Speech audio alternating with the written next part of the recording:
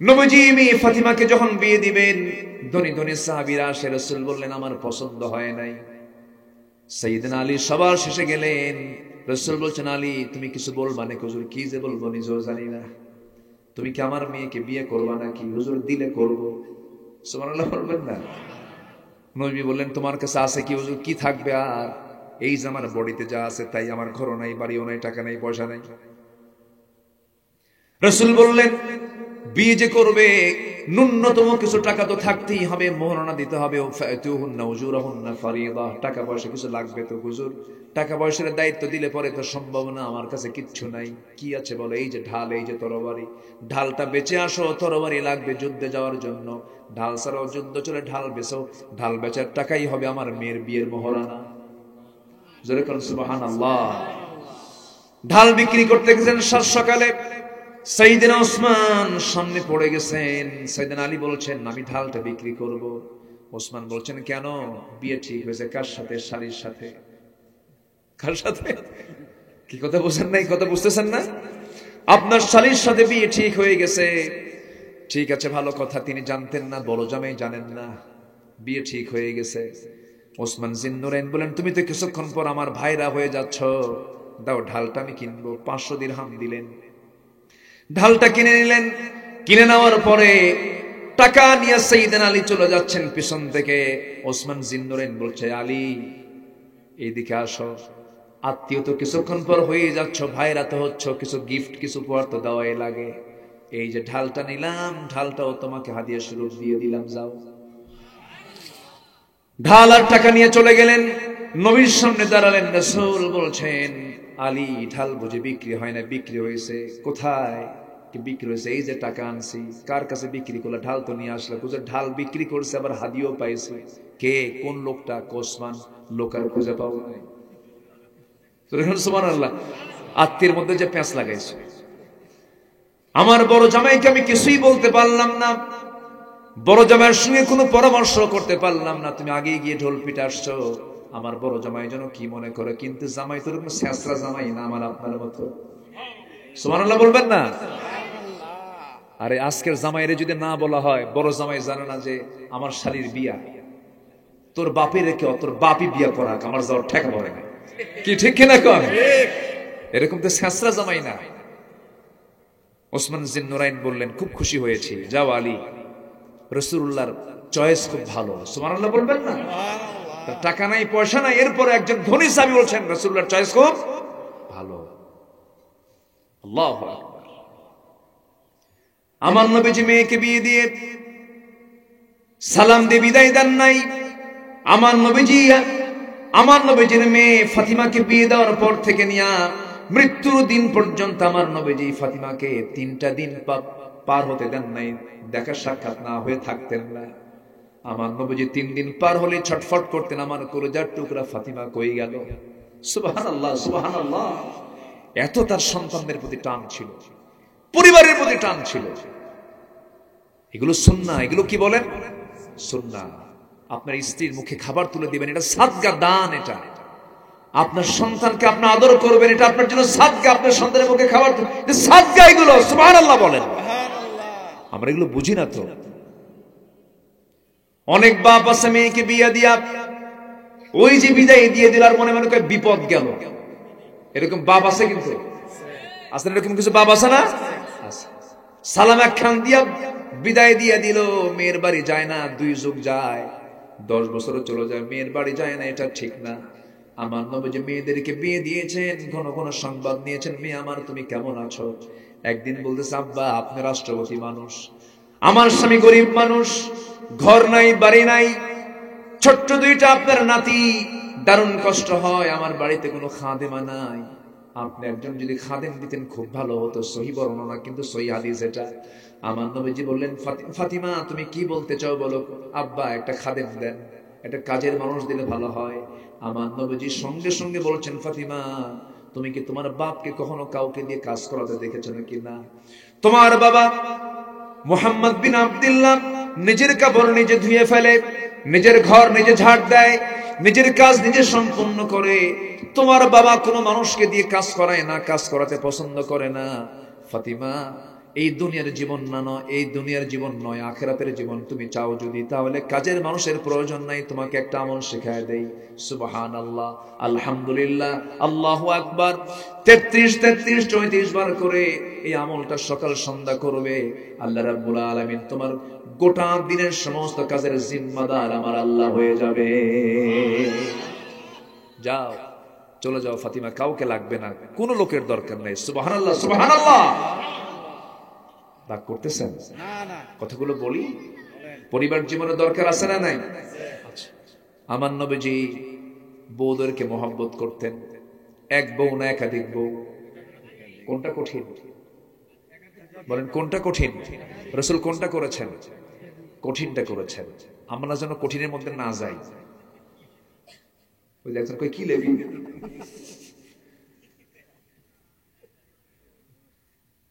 একাধিক কখন যাওয়া যায়?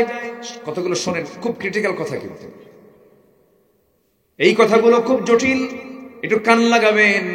একাধিক কোন সময় যাওয়া যাবে? যে সময় দেখতেছেন কোন একটা নারীর চরম বিপদ, বিধবা হয়ে গেছে, নিজেদের মধ্যে হয় কিনা বলেন, বিধবা হয়ে গেছে, তালাক প্রাপ্ত হয়ে গেছে, অসহায় নারী হয়ে গেছে, তার পাশে কেউ নাই। এমন সময় এই সমস্ত কারণে আপনি বিয়ে করতে পারেন, কিন্তু আজকে কি বিধবার দিকে যায় নাকি, তালাকের দিকে যায় নাকি? তাহলে আপনি যে বিয়েটা করতে চাচ্ছেন, বলেন যে বিয়ে করা সুন্নত, ওই যে বিধবা সুন্নত,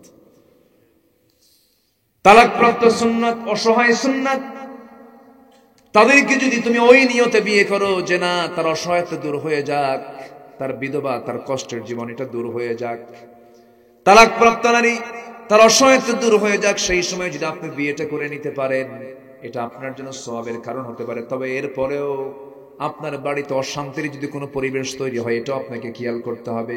আল্লাহ বলছেন তোমার জন্য একটাই উত্তম, ফাওয়াহিদাতান, একটাই তোমার জন্য উত্তম। কে বলে দিয়েছেন? আসতে বলবেন না, কে বলে দিয়েছেন? আমার মায়ের আজকের আমার ওয়াজে দারুণ খুশি। হুজুর ওয়াজ একখান দিলেন না, কি রাগ করতেছেন নাকি আপনারা? লোড বেশি নিলে সমস্যা না বলেন? লোড বেশি নিলে তো সমস্যা। তো আর বিয়ে মানুষ না, ওরে বাপরে বাপ, সব মেনে নেবে, কিন্তু এটা মানা দারুণ কঠিন ব্যাপার। হুরের গল্প করলে তাদের সহ্য হয় না। রাতের বেলা এই গল্প করা যাবে না, কিন্তু হুরের গল্প যদি করেন সকালবেলা করেন। রাতের বেলা যদি এই শীতের ভিতরে লেপের মধ্যে দুইজন শুয়ে যদি বলেন জানো জান্নাতে কিন্তু আল্লাহ তাআলা আমাকে 10,000 হুর দেবে, বলবে বালিশ না ওই দিক কায় থেকে শুয়ে পড়, এদিকে তাকাবি না। আল্লাহ তাআলা মেয়েদেরকে এই তবিয়ত দিয়ে, নেচার দিয়ে বানিয়েছেন। আমার নবীজি দোয়া করতেছেন, আল্লাহ আমার খাদিজাকে জান্নাত দাও। পিছন থেকে আম্মা জান আয়েশা কয়, বুড়ির জন্য এখনো কান্না লাগে? চিন্তা করুন, আম্মা জান আয়েশার মতো মানুষ। উম্মে সালমা আমার নবীজির আরেক স্ত্রী, আম্মা জান আয়েশা বলতেছে ও তো খাটো। কি কথা কি বুঝতেছেন? ও তো কি খাটো। রাসূল বলতেছেন তুমি যে কথাটা বললা খাটো, এই শব্দ যদি 7 সমুদ্রে ছেড়ে দেওয়া হয়, লামাজাজাতহু, তোমার এই কথার ওজনে সব পানিগুলো বিবর্ণ হয়ে দুর্গন্ধ হয়ে যেত। তাহলে কাউকে খাটো বলা, কালো বলা কি যাবে? আজ থেকে যাবে? যাবে না। কিছু মহিলা আছে আবার খুব সুন্দরী হলে, স্বামী একটু কালো হলে খুব গালমন্দ করে। একটু মাদের দিকে যায়, একটু বলি নাকি, বলা দরকার আছে না? বউটা একটু সুন্দরী, স্বামী একটু কালো হয়েছে, হয়তো বিয়ে শাদী আল্লাহ জুটায় দিছে, বিয়ে শাদী হয়ে গেছে, কিন্তু দেখবেন কিছু কিছু মহিলা আছে সুন্দরের কিন্তু বড়াই করে। একটু কিছু বললি তখন বলে শোনো তুমি কি তোমার চেহারা দেখো, আমার দিকে তাকাইছো, এটা আয়নার দিকে চেহারা তাকায় দেখো, আমার সঙ্গে যে তোমার বিয়ে হয়েছে তোমার 14 গোষ্ঠীর কপাল। দেখছেন কি খোটাটা মারলো, দেখেন আছে না নাই? না মা এই জাতীয় কথা বলবেন না, কখনো না। কারণ সবগুলো কার সৃষ্টি? আল্লাহ। কার সৃষ্টি? আল্লাহ। তুমি সৃষ্টির সেবা করো, আল্লাহ তোমাকে জান্নাত দিয়ে দিবেন। আল্লাহর সৃষ্টি একটাকেও আপনি খাটো চোখে দেখতে পারবেন না। সে কালো, সে লম্বা, সে খাটো, সে চিকন, বলতে পারবেন না আপনি কখনো, কখনো বলবেন না। এটা বললে কি হবে?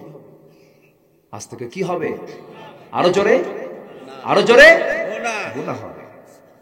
আমার নবীজির সামনে এক কালো সাহাবী এসে মনটা খারাপ করে বসে আছে। রাসূল বলেন কালো, এই তোমার মন খারাপ কেন? হুজুর আমার বিয়ে কপালে নাই। যুবক তো বিয়ের জন্য খুব মানে ছটফট করতেছে। এই যুবকরা রাগ করতেছো নাকি তোমরা? বিয়ের জন্য ছটফট করতেছে, ওদের বিয়ে হয় না। বহু মেয়ে দেখলাম, কেউ বিয়ে দেয় না, কালো মানুষ, আমার কেউ পছন্দই করে না। রাসূল বললেন তোমার তো কপালে আসে নাই এখনো, ঘটক তো আমি। সুবহানাল্লাহ বলবেন না? আমি বিয়ে দেব তোমার, যাও। রাসূল কত ফ্রি ছিলেন দেখেন। হুজুর কোথায় বলেন, তাড়াতাড়ি বলেন। কমক বাড়ি, ইবনে ওহাবের মেয়ে আছে, যাও আমার কথা বলে দাও। হুজুর আমি বলতে পারবো না, চিঠি একখান লিখে দেন। একটা লিখিত করে নিলেন। কি করে নিলেন? আচ্ছা, কথার চাইতে লেখার দাম কমে না বাড়ে? বাড়ে। লেখা একদম লিখিত করে নিয়ে চলে গেছে মেয়ের বাড়িতে। মেয়ের বাড়িতে গিয়ে বলে, এই মেয়ের বাপ, এদের পর বহু দেখছি জীবন, আর দেখবো না। আল্লাহু আকবার বলুন। মেয়ের বাপকে দিছে। যখন দেখছে যে মিম মুহাম্মদ সাল্লাল্লাহু আলাইহি ওয়াসাল্লাম, আশ্চর্য হয়ে গেছে। রাসূল আমার মেয়েকে নিয়ে চিন্তা করেন, তুমি বিয়ে করবা কি এমনি কি আসছে এই জায়গায়? কিন্তু বাপ এখন মিলাতে পারতেছে না। রাসূল তো পাঠালেন, আমি তো মানা করতেই পারবো না, আমি তো বিয়ে দেবই। কিন্তু মেয়ে তো আমার সুন্দরী, কিন্তু এ তো কালো, কি করি? মেয়ে এখন রাজি হয় কি না? তো বলতেছে, শোনো সবই ঠিক আছে, দেখি আমার মেয়ের কাছ থেকে একটু অনুমতি নেই। এই কথাগুলো আবার দেয়াল ঘেসে ঘেসে কান লাগায় মেয়েটা শুনছে। শুনে হাউমাউ করে কাঁদতেছে। বাপ চলে গেছে মেয়ের কাছে। ইবনে ওহাব গিয়ে বলছে, মা কাঁদো কেন? বুঝতে পেরেছি তোমার ছেলে পছন্দ হয় নাই, বিয়ে হবে না, যাও। মেয়েটা আরো কান্দে। এবার বলছে, বাবা বুঝতে ভুল করেছ, যে ছেলেকে রাসূল পাঠিয়েছেন সেই ছেলেই হবে আমার স্বামী। সুবহানাল্লাহ বলবেন না? তাহলে ওই পুরুষটা কালো না ধলা? কালো। কোন ক্লেম আছে? কোন অভিযোগ আছে? না। কালো ধলা কে করে দেন ভাই? বলেন কে করে দেন?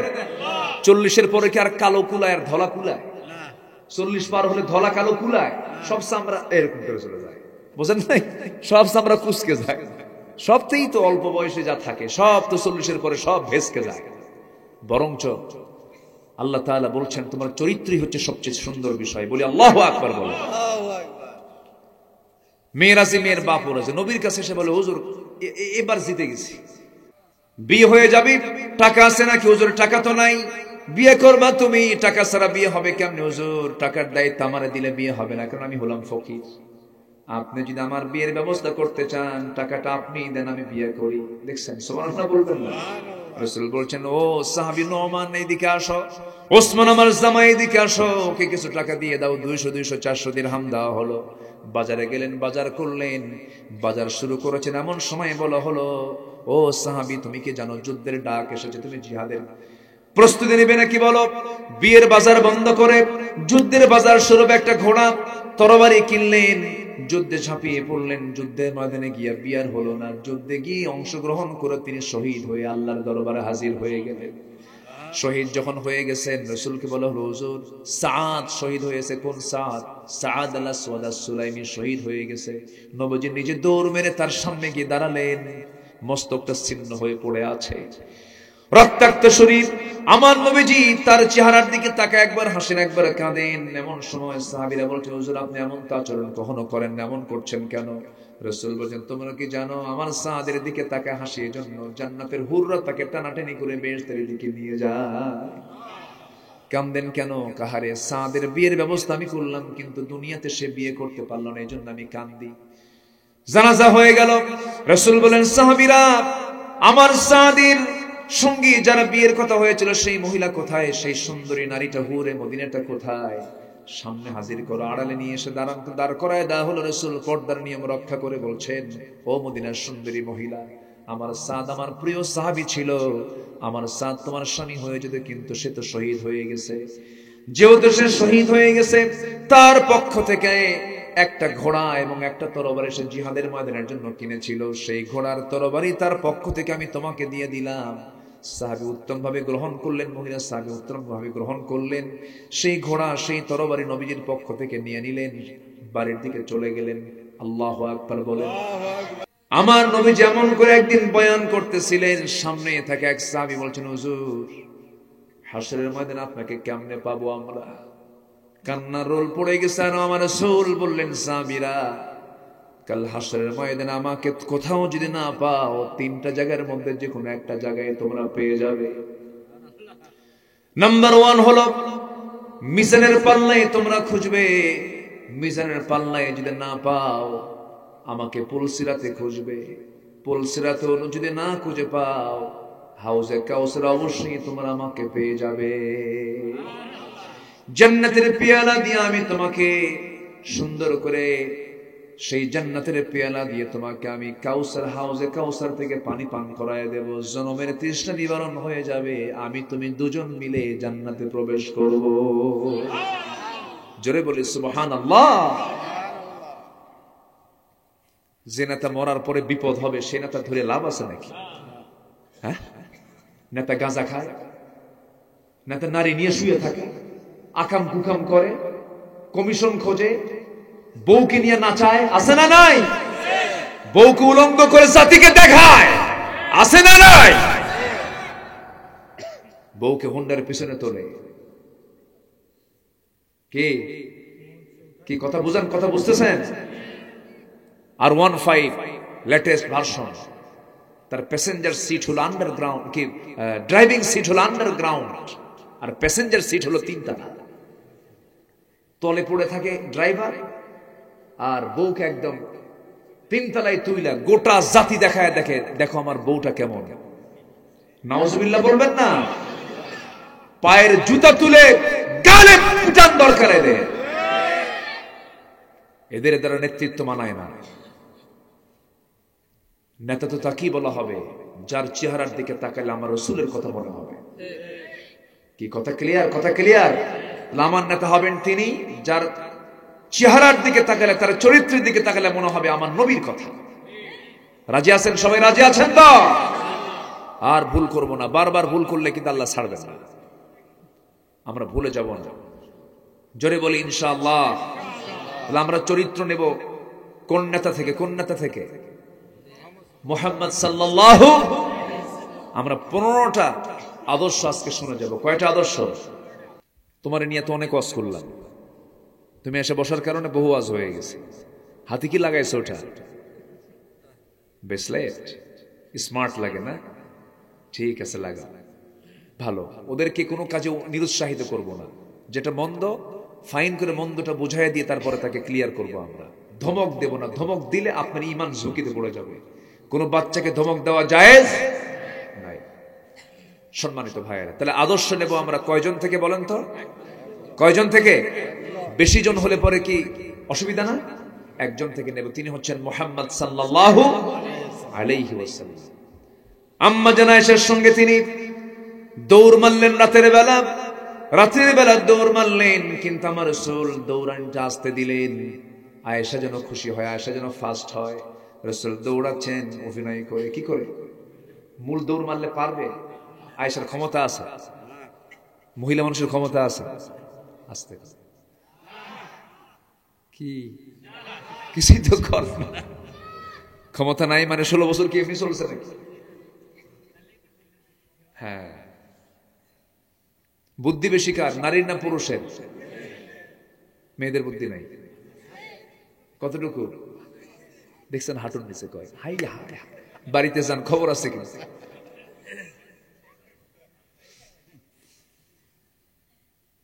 মেয়েদের বুদ্ধি আছে। যে বুদ্ধি আমাদের নাই সে বুদ্ধি তাদের আছে, আর যে বুদ্ধি আমাদের আছে সে বুদ্ধি ওদের নাই। ওদের বুদ্ধি যা সেটা তাদের আছে, ওদের যা আছে আমাদের তা নাই।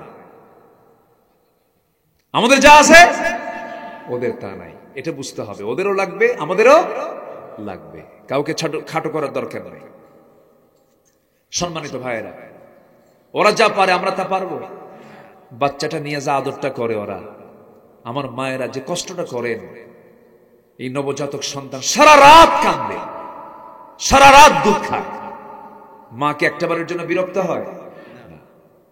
আর যদি বউটা একদিনের জন্য যদি আপনাকে দিয়া যায়, এই বাচ্চাটা তুমি একটা দিন দেখো, কয় যে আষাঢ় খাবে আল্লাহ জানে, ঠিক কিনা? তাহলে ওদের ফাংশনে ওনারা আছেন, আমাদের ফাংশনে আমরা আছি। দুজনই দরকার। বলি আলহামদুলিল্লাহ। আমার বন্ধুগণ, দৌড়ের পাল্লায় রাসূল তাকে জিতায়া দিলেন। আম্মা জানা আয়েশা দারুণ খুশি হলেন, হুজুর আমি আপনাকে হারায়া ফেলছি। কিন্তু রাসূল তো বুঝতে দিলেন না। অনেকদিন পর আমার রাসূল বলছেন, আয়েশা ওই যে রাতে তুমি আমাকে দৌড় মেরে হারিয়ে দিয়েছো, আজকে দেখি দৌড় মারে কে পারে। মদিনার মাটিতে আমার রাসূল আম্মা জান আয়েশার সঙ্গে এবার দৌড় মারলেন, আসল দৌড়টা মারলেন। এক দৌড়ে রাসূল আম্মা জান আয়েশাকে হারিয়ে দিয়ে মুস্কি হাসি মেরে বলছে, আয়েশা চক্কর মেরে তিনি চেহারা ঘোরায় নিয়ে বলছেন, আয়েশা ওই যে হারাইছিল আজকে জিতায় দিলাম। যেরকম সুবহানাল্লাহ।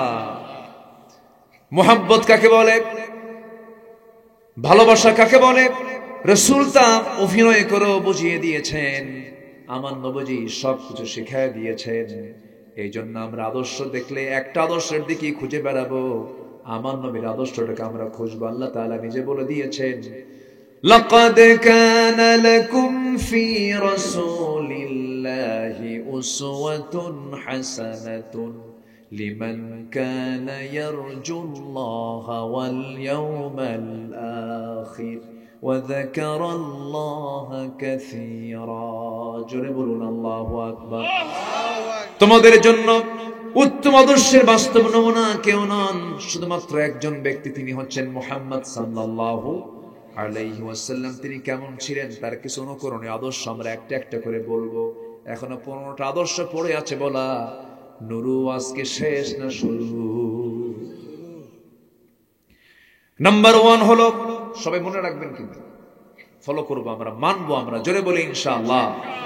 নাম্বার 1 হলো আল্লাহ রাব্বুল আলামিন তার শানে কি বলেছেন, ইয়া আইয়ুহান নাবিয়্যু ইন্না আরসালনাকা শাহিদান ওয়া মুবাশশিরান ওয়া নাযীরান ওয়া দা'iয়ান ইলা আল্লাহি বিইذনিহি ওয়া সিরাজাম মুনীরা। জোরে বলুন আল্লাহু আকবার। হে রাসূল, আমি আপনাকে সাক্ষী করে, সংবাদদাতা হিসাবে, ভীতি প্রদর্শনকারী হিসাবে, দাওয়াত দানকারী হিসাবে, দাঈ হিসাবে আমি পাঠিয়েছি, প্রদীপ্ত করে পাঠিয়েছি, আলোকিত করে পাঠিয়েছি। আল্লাহ তাআলা আমার রাসূলকে বানিয়েছেন দাঈ, আল্লাহর পথে তিনি দাওয়াত দিবেন। আমরা আল্লাহর পথে দাওয়াত দেব, রাজি আছি তো? আমরা মানুষকে দাওয়াত দেব কার পথে? আসতে বলবেন না, কার পথে? আল্লাহর পথে। আল্লাহ রাব্বুল আলামিন আরেক জায়গায় রাসূলকে লক্ষ্য করে বলছেন, উদউ ইলা সাবিলি রাব্বিকা বিল হিকমাতি ওয়াল মাউইযাতিল হাসানা ওয়াজাদিলহুম বিল্লাতী হিয়া আহসান ইন্না রাব্বাকা হুয়া আ'লামু বিমান দাল্লা আন সাবিলিহি ওয়া হুয়া আ'লামু বিল মুহতাদিন। জোরে বলুন আল্লাহু আকবার। সূরাতুন নাহল 125 নম্বর আয়াত। আল্লাহ রাব্বুল আলামিন রাসূলকে বলেছেন, আপনি মানুষকে দাওয়াত দিন, প্রজ্ঞার সাথে, উত্তম নসিহার সাথে মানুষকে দাওয়াত দিন। দাওয়াত দিতে গেলে প্রজ্ঞার দরকার আছে না নাই? হিকমতের দরকার আছে না নাই? উত্তম পন্থে আমরা দাওয়াত দেব একমাত্র কার পথে? এটা আমাদের দায়িত্ব।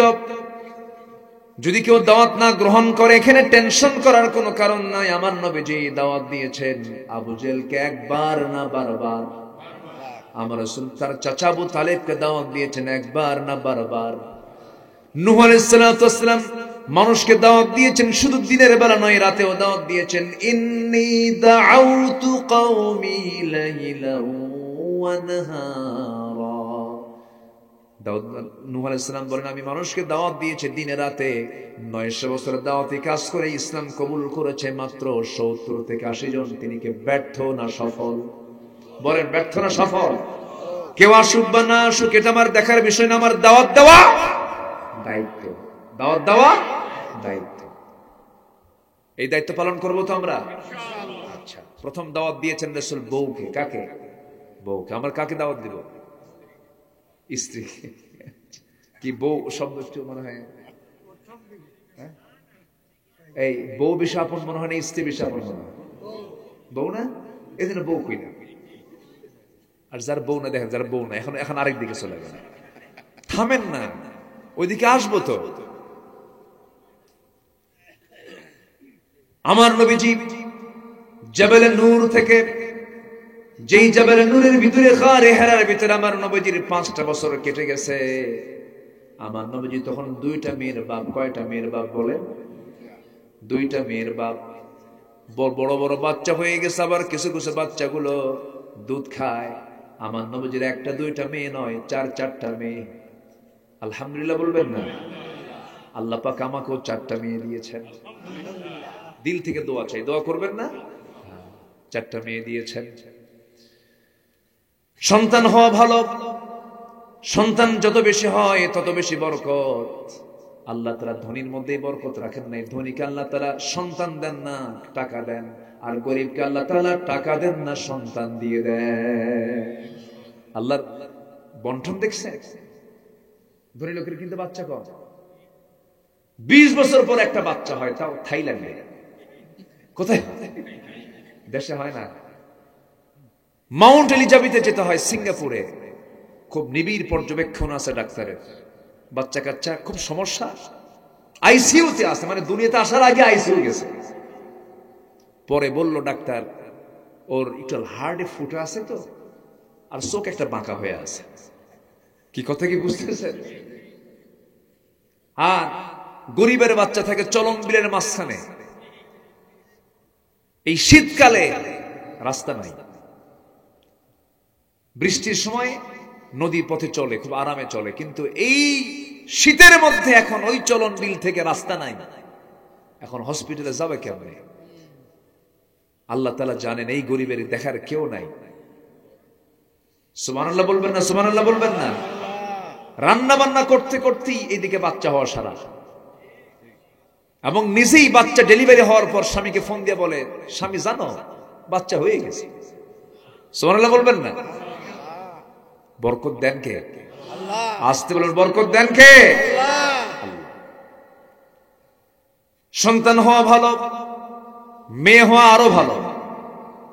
আসতে কয়, বিয়ে কি আপনি দিবেন নাকি? আপনি টেনশন করতেছেন নাকি আপনারা?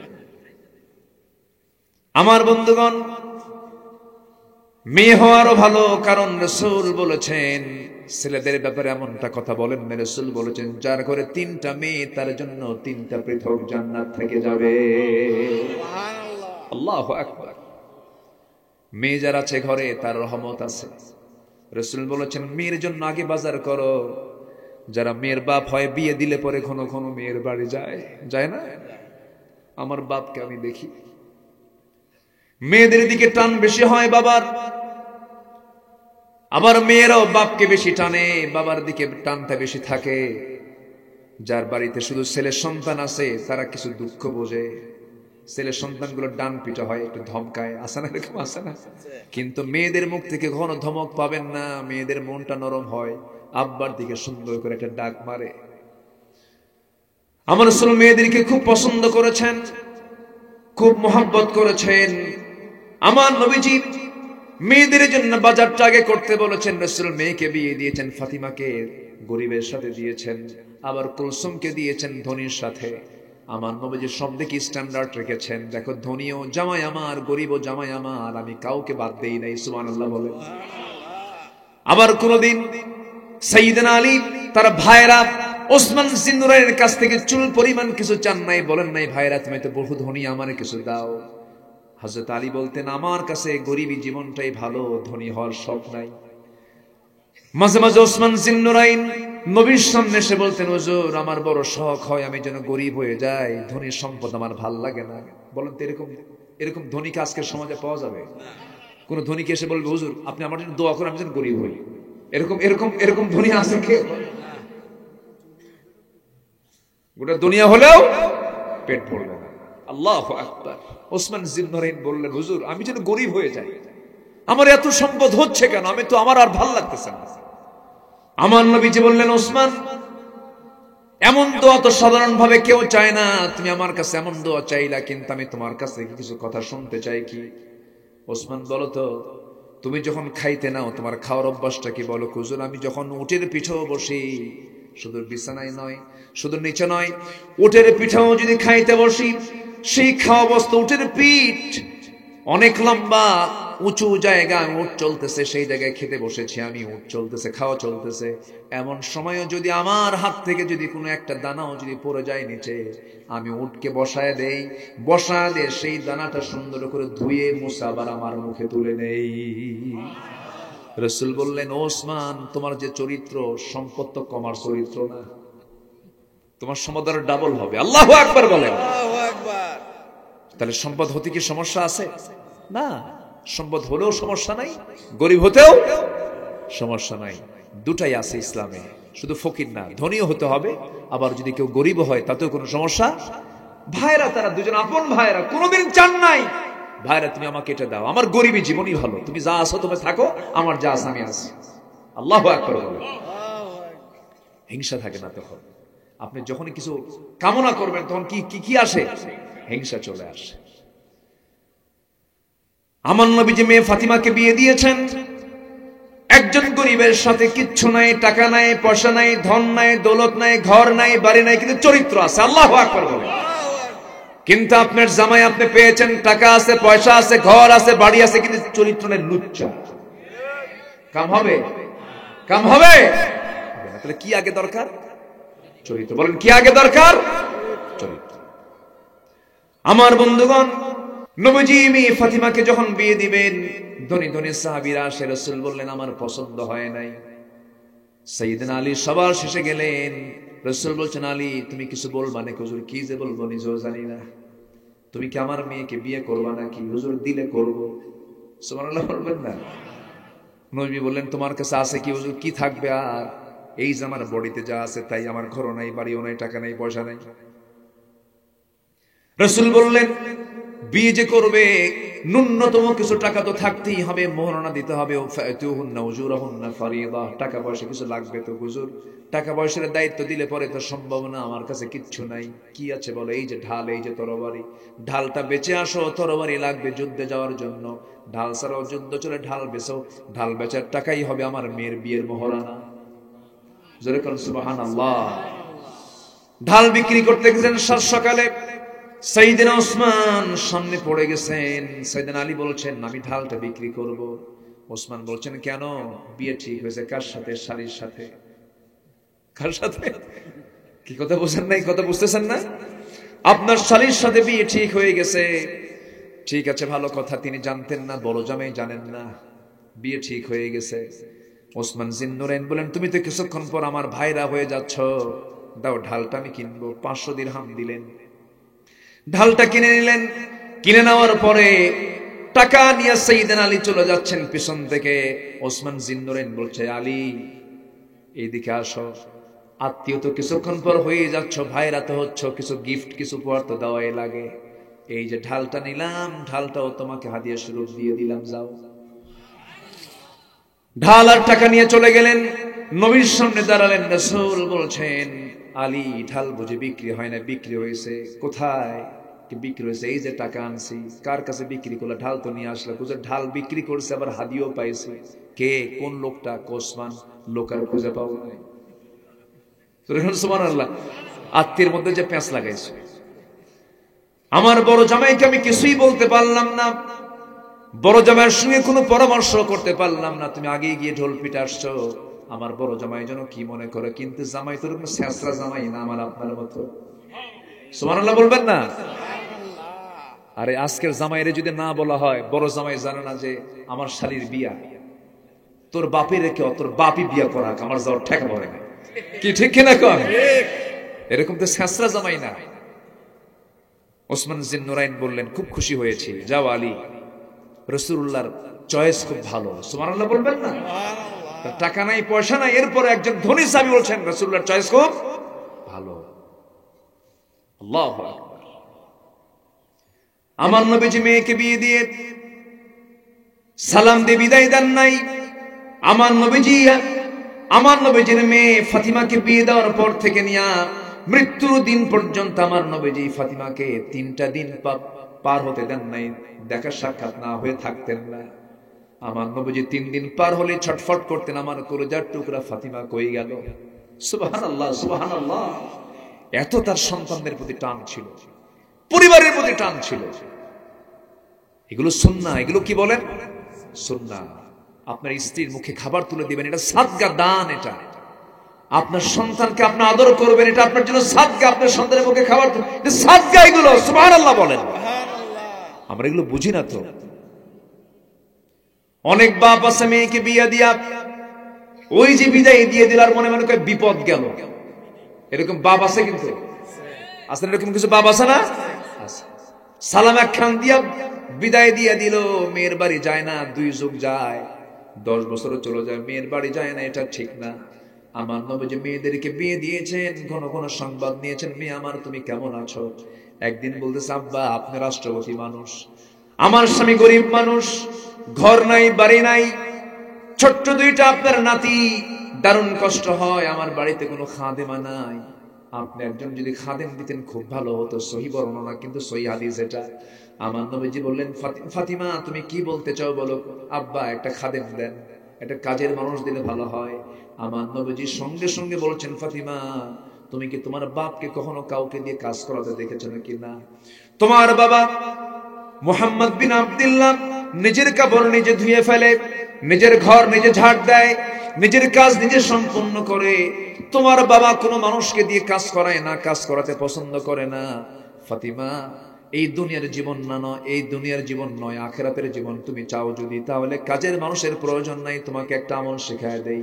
সুবহানাল্লাহ, আলহামদুলিল্লাহ, আল্লাহু আকবার 33 34 বার করে এই আমলটা সকাল সন্ধ্যা করবে।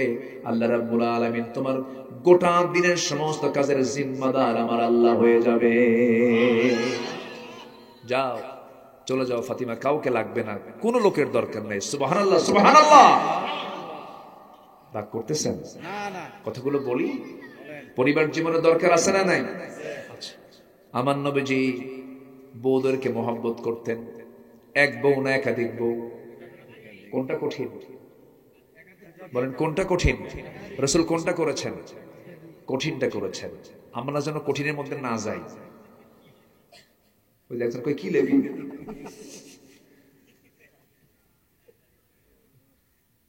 একাধিক কখন যাওয়া যায়? কথাগুলো শোনেন, খুব ক্রিটিক্যাল কথা, কিন্তু এই কথাগুলো খুব জটিল, একটু কান লাগাবেন। একাধিক কোন সময় যাওয়া যাবে? যে সময় দেখতেছেন কোন একটা নারীর চরম বিপদ, বিধবা হয়ে গেছে, নিজেদের মধ্যে হয় কিনা বলেন, বিধবা হয়ে গেছে, তালাক প্রাপ্ত হয়ে গেছে, অসহায় নারী হয়ে গেছে, তার পাশে কেউ নাই, এমন সময় এই সমস্ত কারণে আপনি বিয়ে করতে পারেন। কিন্তু আজকে কি বিধবার দিকে যায় নাকি? তালাকের দিকে যায় নাকি? তাহলে আপনি যে বিয়েটা করতে চাচ্ছেন, বলেন যে বিয়ে করা সুন্নত, ওই যে বিধবা সুন্নত, তালাক প্রাপ্ত সুন্নত, অসহায় সুন্নত, তাদেরকে যদি তুমি ওই নিয়তে বিয়ে করো যে না তার অসহায়তা দূর হয়ে যাক, তার বিধবা, তার কষ্টের জীবন এটা দূর হয়ে যাক, তালাক প্রাপ্ত নারী তার অসহায়তা দূর হয়ে যাক, সেই সময় যদি আপনি বিয়েটা করে নিতে পারেন, এটা আপনার জন্য সওয়াবের কারণ হতে পারে। তবে এরপরেও আপনার বাড়িতে অশান্তির যদি কোনো পরিবেশ তৈরি হয়, এটা আপনাকে খেয়াল করতে হবে। আল্লাহ বলছেন তোমার জন্য একটাই উত্তম, ফাওয়াহিদাতান, একটাই তোমার জন্য উত্তম। কে বলে দিয়েছেন? আসতে বলবেন না, কে বলে দিয়েছেন? আমার মায়ের আজকের আমার ওয়াজে দারুণ খুশি। হুজুর ওয়াজ একখান দিলেন না, কি রাগ করতেছেন নাকি আপনারা? লোড বেশি নিলে সমস্যা না বলেন? লোড বেশি নিলে তো সমস্যা। তো আর বিয়ে মানুষ না, ওরে বাপরে বাপ, সব মেনে নেবে, কিন্তু এটা মানা দারুণ কঠিন ব্যাপার। হুরের গল্প করলে তাদের সহ্য হয় না। রাতের বেলা এই গল্প করা যাবে না, কিন্তু হুরের গল্প যদি করেন সকালবেলা করেন। রাতের বেলা যদি এই শীতের ভিতরে লেপের মধ্যে দুইজন শুয়ে যদি বলেন, জানো জান্নাতে কিন্তু আল্লাহ তাআলা আমাকে 10,000 হুর দেবে, বলবে বালিশ না ওই দিক কায়থে শুয়ে পড়, এদিকে তাকাবি না। আল্লাহ তাআলা মেয়েদেরকে এই তবিয়ত দিয়ে, এই নেচার দিয়ে বানিয়েছেন। আমার নবীজি দোয়া করতেছেন, আল্লাহ আমার খাদিজাকে জান্নাত দাও। পিছন থেকে আম্মা জান আয়েশা কয়, বুড়ির জন্য এখনো কান্না লাগে? চিন্তা করুন, আম্মা জান আয়েশার মতো মানুষ। উম্মে সালমা আমার নবীজির আরেক স্ত্রী, আম্মা জান আয়েশা বলতেছে ও তো খাটো।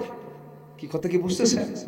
ও তো কি খাটো। রাসূল বলতেছেন তুমি যে কথাটা বললা খাটো, এই শব্দ যদি 7 সমুদ্রে ছেড়ে দেওয়া হয়, লামাজাজাতহু, তোমার এই কথার ওজনে সব পানিগুলো বিবর্ণ হয়ে দুর্গন্ধ হয়ে যেত। তাহলে কাউকে খাটো বলা, কালো বলা কি যাবে? আজ থেকে যাবে? যাবে না। কিছু মহিলা আছে আবার খুব সুন্দরী হলে, স্বামী একটু কালো হলে খুব গালমন্দ করে, একটু মাদের দিকে যাই, একটু বলি নাকি, বলার দরকার আছে না? বউটা একটু সুন্দরী, স্বামী একটু কালো হয়েছে, হয়তো বিয়ে শাদী আল্লাহকে জুটাই দিছে, বিয়ে শাদী হয়ে গেছে। কিন্তু দেখবেন কিছু কিছু মহিলা আছে সুন্দরের কিন্তু বড়াই করে, একটু কিছু বললি তখন বলে, শোনো তুমি কি তোমার চেহারা দেখো, আমার দিকে তাকাইছো, এটা আয়নার দিকে চেহারা তাকায় দেখো, আমার সঙ্গে যে তোমার বিয়ে হয়েছে তোমার 14 গোষ্ঠীর কপাল, দেখছেন কি খোটাটা মারলো, দেখেন আছে না নাই? না মা এই জাতীয় কথা বলবেন না, কখনো না, কারণ সবগুলো কার সৃষ্টি? কার সৃষ্টি? তুমি সৃষ্টির সেবা করো, আল্লাহ তোমাকে জান্নাত দিয়ে দিবেন। আল্লাহর সৃষ্টি একটাকেও আপনি খাটো চোখে দেখতে পারবেন না, সে কালো, সে লম্বা, সে খাটো, সে চিকন, বলতে পারবেন না আপনি, কখনো কখনো বলবেন না। এটা বললে কি হবে? আজ থেকে কি হবে? আরো জোরে, আরো জোরে, গুনাহ হবে। আমার নবীজির সামনে এক কালো সাহাবী এসে মনটা খারাপ করে বসে আছে। রাসূল বলেন, কালো, এই তোমার মন খারাপ কেন? হুজুর আমার বিয়ে কপালে নাই। যুবক তো বিয়ের জন্য খুব মানে ছটফট করতেছে। এই যুবকরা রাগ করতেছো নাকি তোমরা? বিয়ের জন্য ছটফট করতেছে, ওদের বিয়ে হয় না, বহু মেয়ে দেখলাম কেউ বিয়ে দেয় না, কালো মানুষ, আমার কেউ পছন্দই করে না। রাসূল বলেন, তোমার তো কপালে আসে নাই এখনো, ঘটক তো আমি, সুবহানাল্লাহ বলবেন না? আমি বিয়ে দেব তোমার, যাও। রাসূল কত ফ্রি ছিলেন দেখেন। হুজুর কোথায় বলেন, তাড়াতাড়ি বলেন। কমক বাড়ি, ইবনে ওহাবের মেয়ে আছে, যাও আমার কথা বলে দাও। হুজুর আমি বলতে পারবো না, চিঠি একখান লিখে দেন। একটা লিখিত করে নিলেন। কি করে নিলেন? আচ্ছা কথার চাইতে লেখার দাম কমে না বাড়ে? মানে লেখা একদম লিখিত করে নিয়ে চলে গেছে মেয়ের বাড়িতে। মেয়ের বাড়িতে গিয়ে বলে, এই মেয়ের বাপ এদের পর, বহু দেখছি জীবন, আর দেখবো না। আল্লাহু আকবার বলুন। মেয়ের বাপকে দিছে। যখন দেখছে যে মুহাম্মদ সাল্লাল্লাহু আলাইহি ওয়াসাল্লাম, আশ্চর্য হয়ে গেছে। রাসূল আমার মেয়েকে নিয়ে চিন্তা করেন, তুমি বিয়ে করবা কি এমনি কি আসছে এই জায়গায়? কিন্তু বাপ এখন মিলাতে পারতেছে না। রাসূল তো পাঠালেন, আমি তো মানা করতেই পারবো না, আমি তো বিয়ে দেবই, কিন্তু মেয়ে তো আমার সুন্দরী, কিন্তু এ তো কালো, কি করি? মেয়ে এখন রাজি হয় কি না? তো বলতেছে, শোনো সবই ঠিক আছে, দেখি আমার মেয়ের কাছ থেকে একটু অনুমতি নেই। এই কথাগুলো আবার দেয়াল ঘেসে ঘেসে কান লাগায় মেয়েটা শুনছে। শুনে হাউমাউ করে কাঁদতেছে। বাপ চলে গেছে মেয়ের কাছে। ইবনে ওহাব গিয়ে বলছে, মা কাঁদো কেন? বুঝতে পেরেছি তোমার ছেলে পছন্দ হয় নাই, বিয়ে হবে না, যাও। মেয়েটা আরো কান্দে। এবার বলছে, বাবা বুঝতে ভুল করেছ, যে ছেলেকে রাসূল পাঠিয়েছেন সেই ছেলেই হবে আমার স্বামী। সুবহানাল্লাহ বলবেন না? তাহলে ওই পুরুষটা কালো না ধলা? কালো। কোন ক্লেম আছে? কোন অভিযোগ আছে? না। কালো ধলা কে করে দেন ভাই? বলেন কে করে দেন? 40-এর পরে কি আর কালো কুলায় আর ধলা কুলায়? 40 পার হলে ধলা কালো কুলায়? সব চামড়া এরকম করে চলে যায়, বুঝেন নাই? সব চামড়া কুচকে যায়। সবতেই তো অল্প বয়সে যা থাকে সব তো 40-এর পরে সব ভেসকে যায়। বরঞ্চ আল্লাহ তাআলা বলছেন, তোমার চরিত্রই হচ্ছে সবচেয়ে সুন্দর বিষয়। বলি আল্লাহু আকবার বলে। মেয়েরাজি, মেয়ের বাপ রাজি, নবীর কাছে এসে বলে, হুজুর এবার জিতে গেছি, বিয়ে হয়ে যাবে, টাকা আছে নাকি? হুজুর টাকা তো নাই। বিয়ে করবা তুমি, টাকা ছাড়া বিয়ে হবে কেমনে? হুজুর টাকার দায়িত্ব আমারে দিলে বিয়ে হবে না, কারণ আমি হলাম ফকির। আপনি যদি আমার বিয়ের ব্যবস্থা করতে চান, টাকাটা আপনি দেন, আমি বিয়ে করি। দেখছেন? সুবহানাল্লাহ বলবেন না? রাসূল বলছেন, ও সাহাবী নোমান এইদিকে আসো, ওসমান আমার জামাই এইদিকে আসো, ওকে কিছু টাকা দিয়ে দাও। 200-400 দিরহাম দেওয়া হলো। বাজারে গেলেন, বাজার করলেন, বাজার শুরু করেছেন। এমন সময় বলা হলো, ও সাহাবী তুমি কি জানো যুদ্ধের ডাক এসেছে, তুমি জিহাদের প্রস্তুতি নেবে নাকি বলো? বিয়ের বাজার বন্ধ করে যুদ্ধের বাজার শুরু। একটা ঘোড়া তরবারি কিনলেন, যুদ্ধে ঝাঁপিয়ে পড়লেন। যুদ্ধের ময়দানে গিয়ে বিয়ার হলো না, যুদ্ধে গিয়ে অংশগ্রহণ করে তিনি শহীদ হয়ে আল্লাহর দরবারে হাজির হয়ে গেলেন। শহীদ যখন হয়ে গেছেন, রাসূলকে বলা হলো, হুজুর সাদ শহীদ হয়েছে। কোন সাদ? সাদ আল-আসওয়াদ আস-সুলাইমি শহীদ হয়ে গেছে। নবীজি নিজে দৌড় মেরে তার সামনে গিয়ে দাঁড়ালেন, মস্তকটা ছিন্ন হয়ে পড়ে আছে, রক্তাক্ত শরীর। আমার নবীজি তার চেহারার দিকে তাকায়, একবার হাসেন একবার কাঁদেন। এমন সময় সাহাবীরা বলছে, হুজুর আপনি এমন তো আচরণ কখনো করেন না, এমন করছেন কেন? রাসূল বলেন, তোমরা কি জানো আমার সাদের দিকে তাকায় হাসি এজন্য জান্নাতের হুররা তাকে টানাটানি করে বেহেশতের দিকে নিয়ে যায়। কান্দেন কেন? কাহারে সাদের বিয়ের ব্যবস্থা আমি করলাম, কিন্তু দুনিয়াতে সে বিয়ে করতে পারলো না, এই জন্য আমি কান্দি। জানাজা হয়ে গেল। রাসূল বলেন, সাহাবীরা, আমার সাদের সঙ্গী যারা বিয়ের কথা হয়েছিল সেই মহিলা কোথায়? সেই সুন্দরী নারীটা, হুরে মদিনাটা কোথায়? সামনে হাজির করো। আড়ালে নিয়ে এসে দাঁড় করায় দেওয়া হলো। রাসূল পর্দার নিয়ম রক্ষা করে বলছেন, ও মদিনার সুন্দরী মহিলা, আমার সাদ আমার প্রিয় সাহাবী ছিল, আমার সাদ তোমার স্বামী হয়ে যেত, কিন্তু সে তো শহীদ হয়ে গেছে। যেহেতু সে শহীদ হয়ে গেছে, তার পক্ষ থেকে একটা ঘোড়া এবং একটা তরবারি সে জিহাদের ময়দানের জন্য কিনেছিল, সেই ঘোড়ার তরবারি তার পক্ষ থেকে আমি তোমাকে দিয়ে দিলাম। সাহাবী উত্তম ভাবে গ্রহণ করলেন, মহিলা সাহাবী উত্তম ভাবে গ্রহণ করলেন। সেই ঘোড়া, সেই তরবারি নবীজির পক্ষ থেকে নিয়ে নিলেন, বাড়ির দিকে চলে গেলেন।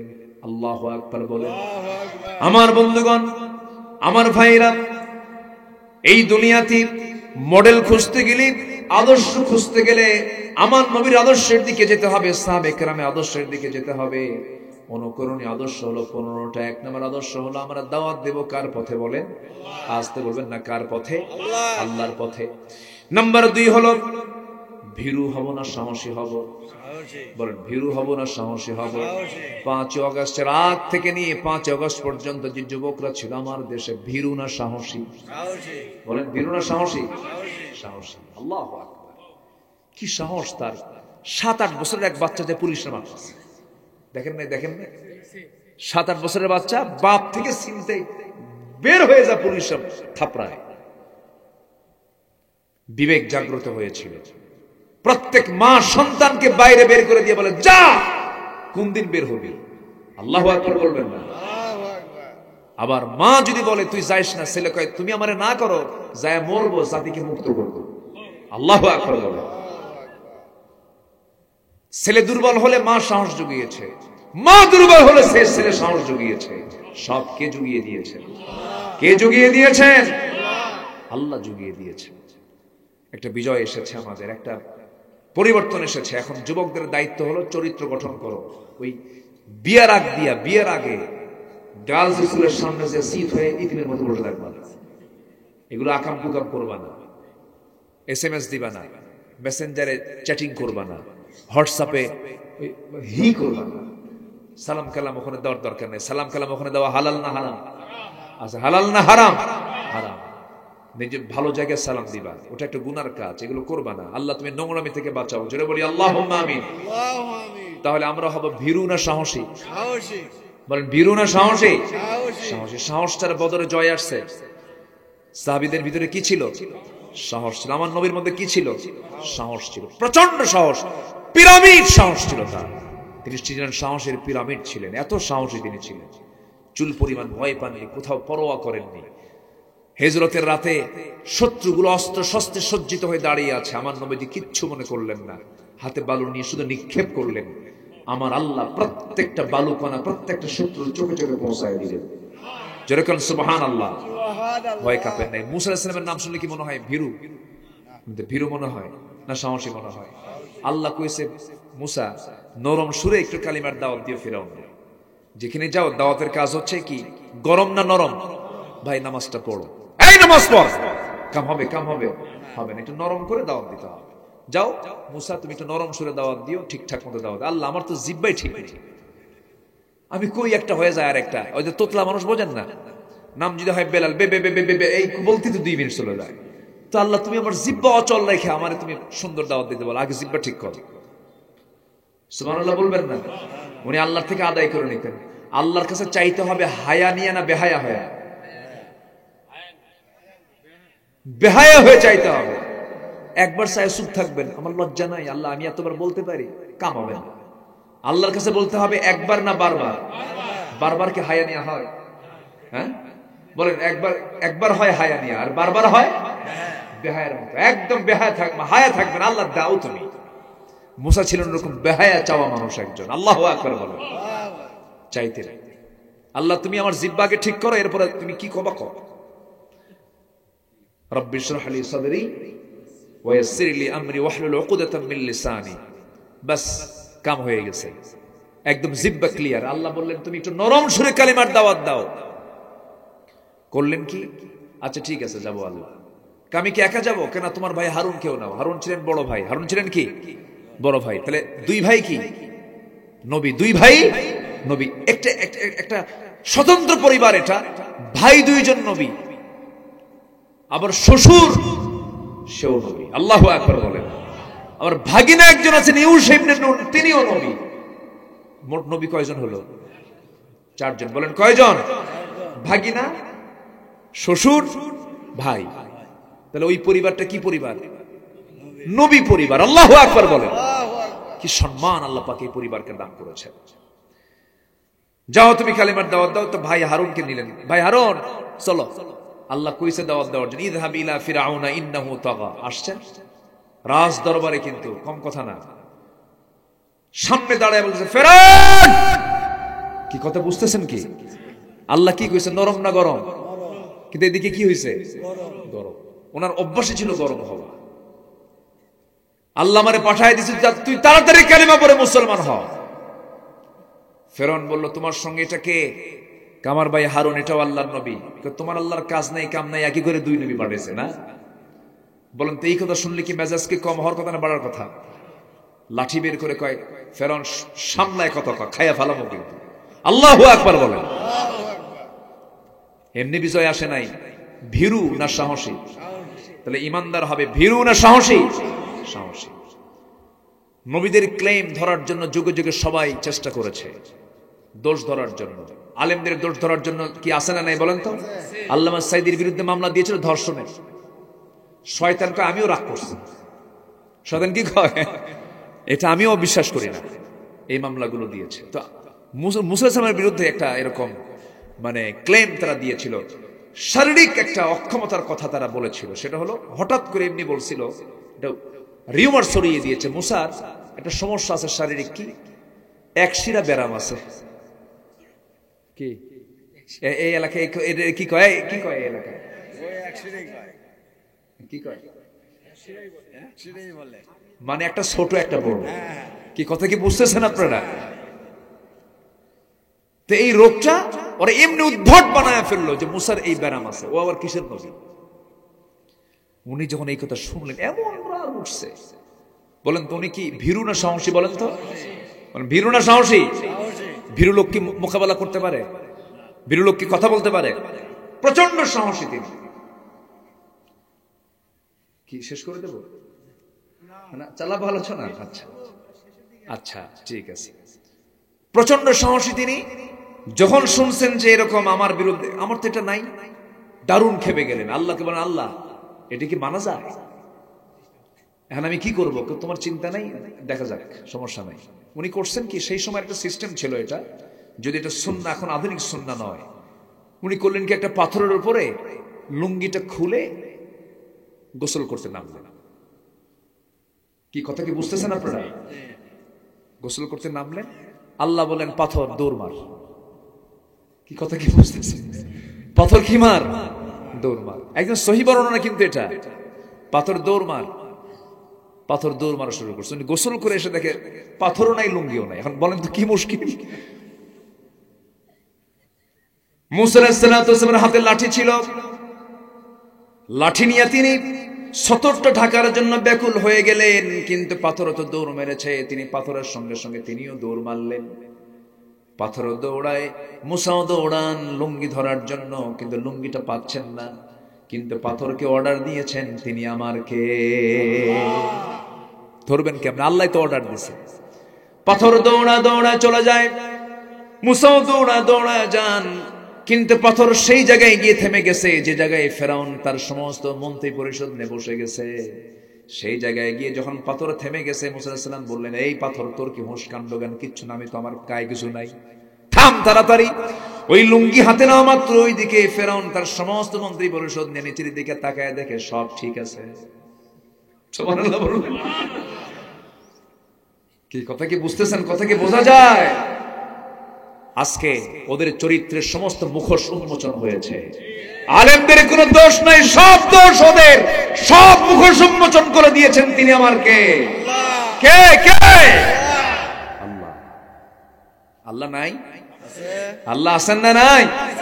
আছেন। কিন্তু ভীরু হওয়া যাবে না। কি হব আমরা? সাহসী। আল্লাহর কাছে দোয়া করব কি দোয়া? রব্বানা আফরিগ আলাইনা সাবরান ওয়া সাব্বিত আকদামানা ফানসুরনা আলাল কওমিল কাফিরিন। জোরে বলুন আল্লাহু আকবার। ফাসদা বিমা তু'মার ওয়া আ'রিদ আনিল মুশরিকিন। আপনি প্রকাশ্যে শুনিয়ে দেন, আপনার কোনো ভয় পাওয়ার কোনো দরকার নাই। নাম্বার 3 হলো আমরা ধৈর্যশীল হব। কি হবে বলেন? ধৈর্যশীল হব। বেশি ধৈর্য ধরবে স্বামী না বউ? দেখছেন বউ, তোমার ধৈর্য ধরার দরকার নাই। বেশি ধৈর্য ধরবে কে বলে? স্বামী। স্বামীর ধৈর্য বেশি থাকতে হবে, কারণ বুদ্ধি বেশি তো স্বামী, বোঝেন নাই? পরিচালক হবে কে, বউ না স্বামী? নামাজ পড়াবে কে বলেন? নামাজ পড়াবে কে? বিচার করবে কে? ছেলে মেয়ের গন্ডগোল বিচারক হবে কে, মা না বাবা? সব দায়িত্ব আপনি নেবেন, নেতা আপনি, আর ধৈর্য ধরবে বউ না? আমার বন্ধুগণ, ধৈর্যের পরিচয় দিতে হবে। অনেক লম্বা লম্বা কথা ছিল, এমন একটা সাবজেক্ট নিয়ে বসেছি আমি, এই সাবজেক্টের উপরে 10 দিন কথা বললেও তো শেষ হওয়ার কথা না। এক একটা সাবজেক্ট, এক একটা পয়েন্ট, এক একটা ওয়াজ। নাম্বার 4 হলো পরিবারের প্রতি দায়িত্বশীলতা। পরিবারের কখনো অসচেতন হওয়া যাবে না। পরিবারকে আমরা সময় দেব। আমসিক আলাইকা লিসানাক ওয়া লিয়াসআকা বাইতাক ওয়া বিকা আলা খাতিয়াতিক। রাসূল বলেন, তোমরা যদি নাজাত পেতে চাও 3টা কাজ করো। কথা কম বলো, ঘরকে বড় বানাও, ঘরের সময় দাও, ওয়া বিকা আলা খাতিয়াতিক। নাম্বার 3 হলো তোমার পাপের জন্য তুমি চোখের পানি ফেলে ফেলে কাঁদো। পরিবারকে আমরা সময় দেব। কু আনফুসাকুম ওয়া আহলিকুম নারা। নাম্বার 5 হলো আমানতদারিতা, ন্যায় বিচার। ন্যায় বিচার করতে হবে, আমানতদারিতা। এইগুলো রাসূলের মধ্যে ছিল, আমরা আমাদের মধ্যে নিয়ে আসবো। জোরে বলি ইনশাআল্লাহ। ইনশাআল্লাহ। নাম্বার 6 হলো নিকটাত্মীয় প্রতিবেশীর সঙ্গে সুন্দর আচরণ করেছেন মুহাম্মদ সাল্লাল্লাহু আলাইহি ওয়াসাল্লাম। ওমর ফারুক রাদিয়াল্লাহু তাআলা আনহু, আবু বকর সিদ্দিক রাদিয়াল্লাহু তাআলা আনহু কি ধরনের ব্যক্তি ছিলেন দেখেন। খলিফাতুল মুসলিমিন, প্রথম খলিফা। 2 বছর তার খেলাফত আমলে প্রত্যেকটা দিন তিনি এক প্রতিবেশীর ঘরে গিয়ে সেবা করে আসতেন। একটা দেশের রাষ্ট্রপ্রধান, পার্শ্ববর্তী প্রতিবেশীর ঘরে একজন মহিলা থাকতেন, তার স্বামীও নাই, তার ছেলেও নাই, তার মেয়েও নাই, বুড়ি মানুষটাকে কম থেকে কে দেখবে, কে সেবা করবে তার? প্রত্যেকটা রাতে গিয়ে ফজর আগ দিয়ে তিনি কাপড় চোপড় সহ, খাবার দাবার সহ সবকিছু পরিষ্কার খাবার দাবার রেডি করে দিয়ে আসতেন। একদিন ওমর ফারুক খেদমতের জন্য গেছেন ওই মহিলার বাড়িতে। দরজায় নক করেছেন, মহিলা ভিতর থেকে বলে, কি এসেছো হুজুর? তখন সঙ্গে সঙ্গে বলছে, বুড়িমা, খেদমত করার জন্য আমি ওমর আসছি, আমার কাজ হয়ে গেছে, আমার সেবা একজন করে গেছে। ওমর ফারুক ভাবলেন, কে এই যুবক, এই মদিনা নগরে কে এই মহিলার খেদমত করার জন্য আসে? অবাক হয়ে গেলেন। 2 দিন খোঁজ পেলেন না। 3য় দিন তিনি ওই বাড়িটার আড়ালে দাঁড়ায় থাকলেন, কে ঢোকে দেখি, আজকে রাতে কে ঢোকে দেখি। ঢোকার সময় টের পান নাই, কিন্তু বুঝতে পারলেন কে যেন ঢুকলো। কিছুক্ষণ পর তিনি দাঁড়ায় থেকে দেখেন, যখন বের হয়েছে ওই যুবকটা পিছন দিক থেকে, পুরুষ মানুষটার পিছন দিক থেকে হাত চেপে ধরে দেখেন কেউ না, সাইয়েদনা আবু বকর সামনে দাঁড়ায় গেছে। জোরে কোন সুবহানাল্লাহ। ওমর ফারুক বলছেন, কাম আর কাম পান নাই আপনি? রাষ্ট্র চালাবেন, আবার এই খেদমত করবেন, ঘুম পারবেন কখন আপনি? সাইয়েদনা আবু বকরকে দেখে বলছে, ভাই আবু বকর, ভাই ওমর, হাসরের দিন তোমার আমলনামা আমার কাঁধে আসবে না, আমার আমলনামা তোমার কাঁধে যাবে না। প্রতিবেশীর হক আদায় করতে হবে। ওয়াতিদাল কুরবা হাক্কাহু ওয়াল মিসকিন। আমার বন্ধুগণ, 2 বছর তিনি খেদমত করেছেন। সাইয়েদনা আবু বকর যখন মারা গেলেন, খলিফা হলেন ওমর ফারুক রাদিয়াল্লাহু তাআলা আনহু। তিনি ওই মহিলার বাড়িতে যাও খেদমত শুরু করলেন, খেদমত শুরু করে দিলেন। তারপরের দিন থেকে ওই মহিলা জানতেন না প্রথম খলিফা ইন্তেকাল করেছেন, সাইয়েদনা আবু বকর ইন্তেকাল করেছেন। চলে গেছেন রাতের বেলা খেদমত করার জন্য। সব কাজ সম্পূর্ণ করে ওমর ফারুক ঘর থেকে বের হয়ে এসেছেন। বুড়ি মহিলা খেতে বসেছেন, খেজুর খেতে বসেছেন। ধোয়া খেজুর যখন খাওয়া শুরু করেছেন, খাইতে নিয়া মুখের মধ্যে বিচি লেগে গেল।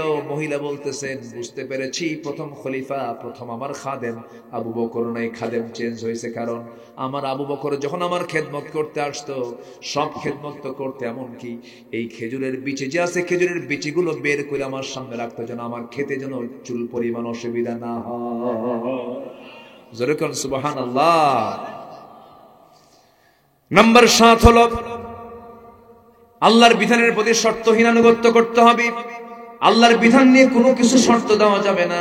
চোরাচুরি করলে হাত কাটো, জেনা করলে পাথর মারো। এরপরে খুনিকে খুন করে, খুনি যদি কেউ হয় তাকে দুনিয়া থেকে বিদায় করে দাও। বিধানগুলো কার? আসতে বলবেন না কার? এই বিধানগুলো আমার এই জমিনে কায়েম হোক সবাইকে চান নাকি? আমাদের এই দেশে কায়েম হোক সবাইকে চান? সবাইকে চান আপনারা? আমার বন্ধুগণ, আমার দেশে এখন গজবের উপযুক্ত হয়ে আছে কেন? হয়তো বলবেন, আশ্চর্য হবেন, আমার দেশে যে সমস্ত অপকর্মগুলো হয় হাদিসের দৃষ্টিকোণ থেকে, যে সমাজে জেনা থাকবে গজব আসবে, যে সমাজে মদ থাকবে গজব আসবে, যে সমাজে সুদের কারবার চলবে সেই সমাজে গজব আসবে বলেছেন মুহাম্মদ সাল্লাল্লাহু। আমার বলুন, আমার দেশে গজব আসার সম্ভাবনা আছে না নাই? আসতে বলবেন না আছে না নাই? এই সুদ, জেনা, মদের বোতল এগুলো বন্ধ হবে ওয়াজ দিয়া না আইন দিয়া? আইন দরকার আছে না নাই? যারা এগুলো বন্ধ করবে তাদের পক্ষ নেওয়ার দরকার আছে না নাই বলেন? আচ্ছা, আমরা তাদেরই পক্ষ নেব যারা এগুলোর বিরুদ্ধে কথা বলবে। কিন্তু 53 বছর যারা ছিল তারা কি এগুলো বন্ধ করেছে না আইন করেছে? আইন করে পাস করছে, আইন করে। অতএব যারা মদ, জুয়া, সুদ আইন করে পাস করে তাদের নেতৃত্ব আমরা মানতে চাই না। মনে থাকবে? বাস, জোরে বলি ইনশাআল্লাহ। আমি আর কিভাবে বুঝাবো? আমার বোঝানোর ভাষা নাই। ঘুম ধরছে? চোখ ছোট কেন? ওয়াজ মনোযোগ দিয়ে শোনার ঠেলায় চোখ বন্ধ হয়ে গেছে। আচ্ছা ঠিক আছে, না ঠিক আছে, যারা আল্লাহ ওয়ালা হয় তাদের চোখ বন্ধই থাকে। নাম্বার 9 হচ্ছে ঈমানের পথে আমরা অবিচল থাকবো। জোরে বলি ইনশাআল্লাহ। ঈমানের পথে অবিচল থেকে আমার মরণ যেন হয়। জোরে বলি আমিন। আজকে তো কোনো গজল টজল গাওয়া হয়নি মনে হয়। ঈমানের পথে অবিচল থেকে আমার মরণ যেন হয়। জোরে বলি আমিন। দাও খোদা দাও আমায় আবার ওমর দারাজ দিল। দাও খোদা দাও আমায় আবার ওমর দারাজ দিল। দাওয়ালির মতো বীর সেনানী, দাওয়ালির মতো বীর সেনানী জগাতে নিখিল। দাও খোদা দাও আমায় আবার ওমর দারাজ দিল। জোরে বলি আমিন। ঈমান টিকে রাখতে হবে। ফাস্তাকিম কামা উমিরতা। নাম্বার 11 হলো আল্লাহর প্রতি তাওয়াক্কুল করা। কার প্রতি তাওয়াক্কুল করা?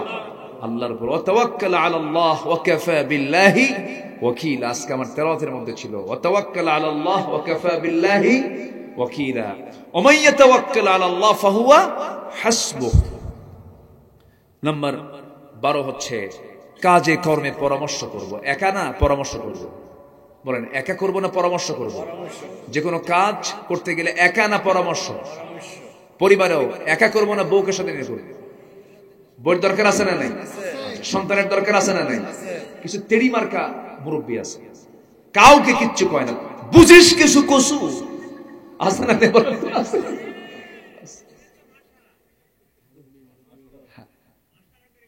হ্যাঁ, মাশাআরা করতে হবে। মাশওয়ারা না, এই এলাকায় বলে না মাশওয়ারা। এটাও আরবি শব্দ, এটাও আরবি শব্দ। ওয়া আমরুহুম শুরা বাইনাহুম ওয়া শাওয়িরহুম ফিল আমরি ফাইদা আযামতা ফাতাওয়াক্কাল আলাল্লাহ ইন্নাল্লাহা ইউহিব্বুল মুতাওয়াক্কিলিন। নাম্বার 13 হচ্ছে বিনম্র হব আমরা।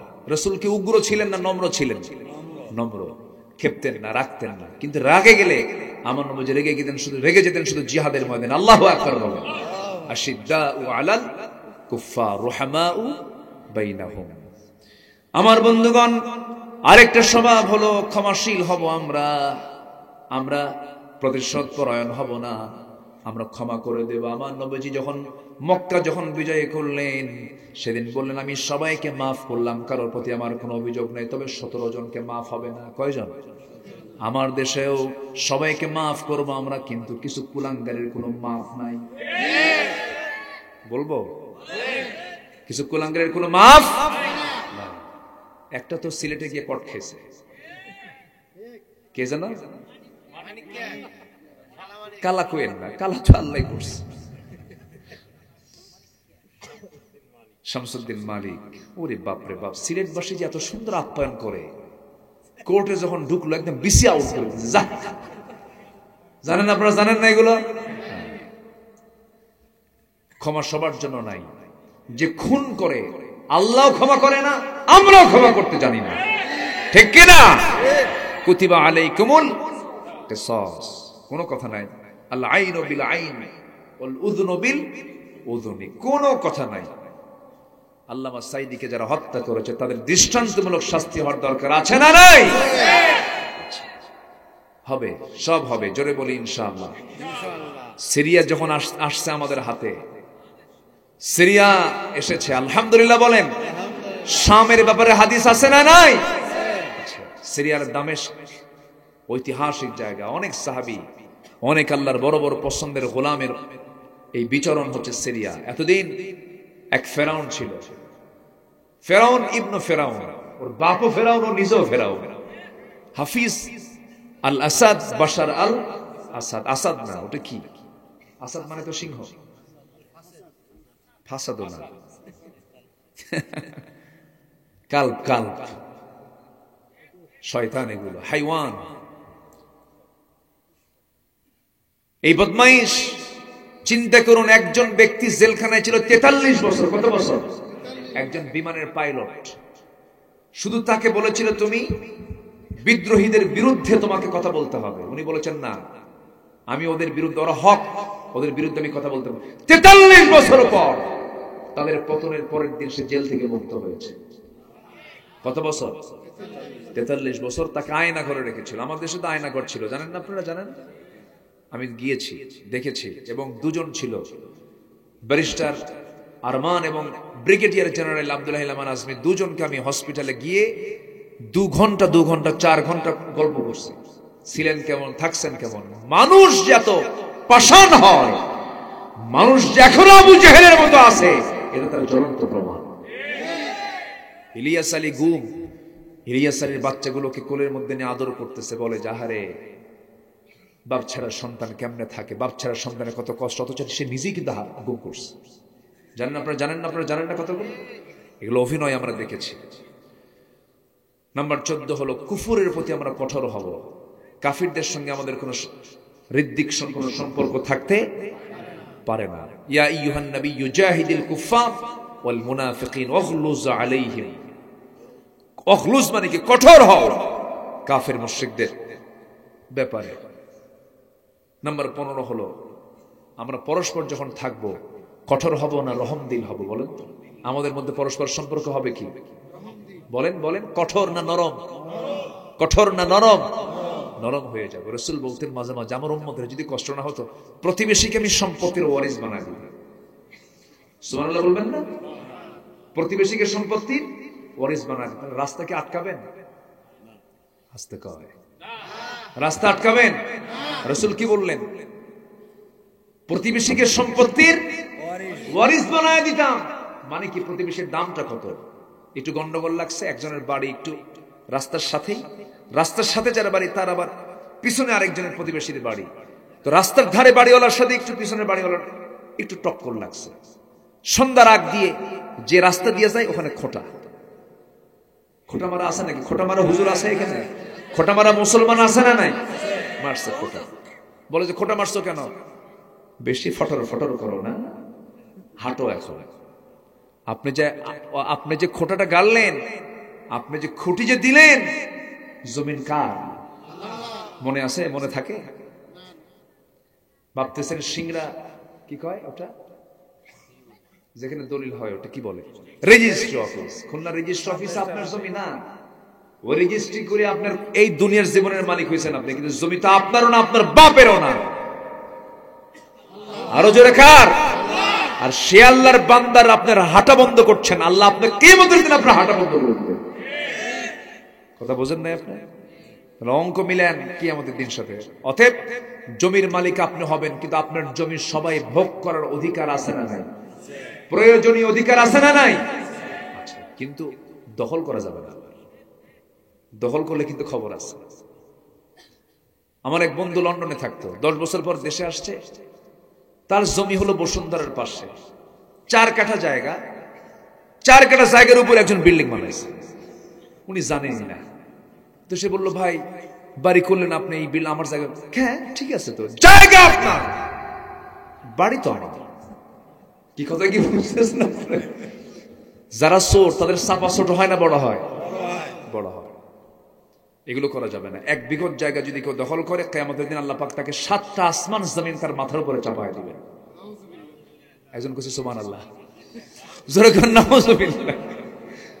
যাক, এখন আর ওয়াজ হবে না, যেহেতু সুবহানাল্লাহ কইছে, আমরা শেষের দিকে যাই। এখন অনেক সুন্দর, আপনারা এত সুন্দর ধৈর্যশীল, আলহামদুলিল্লাহ বলেন। আমরা কথা বাড়াবো না, যতটুকু হয়েছে আমরা বলে ফেলি আলহামদুলিল্লাহ।